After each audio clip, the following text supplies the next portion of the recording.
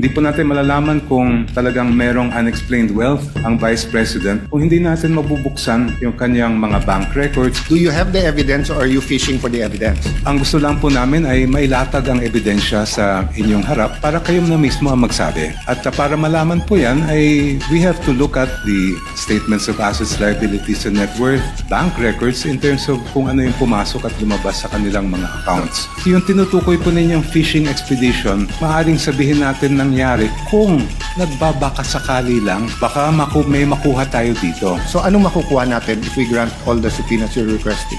The evidentiary facts, Your Honor, that were not yet, hindi pa nakita ng House. So nagbabaka sakali din. Hindi po. You still don't know what you'll see.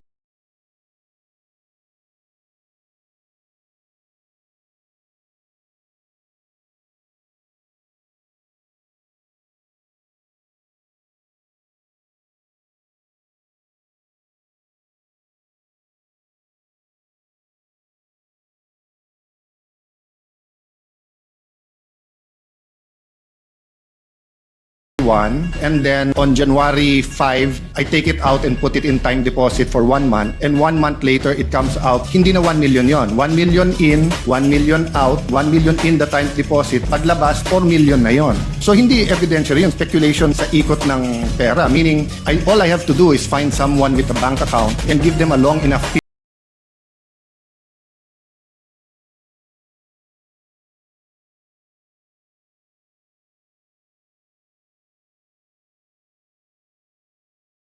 Transactions do not equate to wealth. Transactions do not equate to net worth. Especially if tinatali natin siya sa SALN, sinasabi nila na unexplained wealth. They were basing it for 20 years, for one. Pangalawa, they could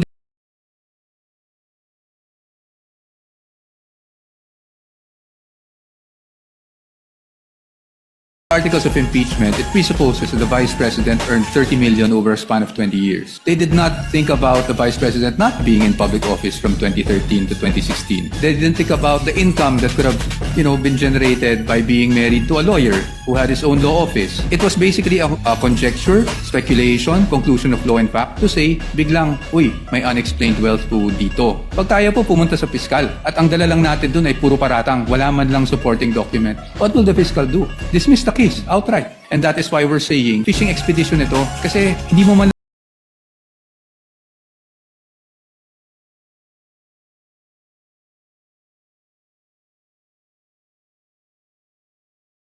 wealth pero wala naman pong nakasuporta na mga documents para makita natin ano ba yung basis na naging aligasyon. So sa amin, para masabi nilang nagkaroon ng unexplained wealth was really just the fact na yung SALN niya ay lumaki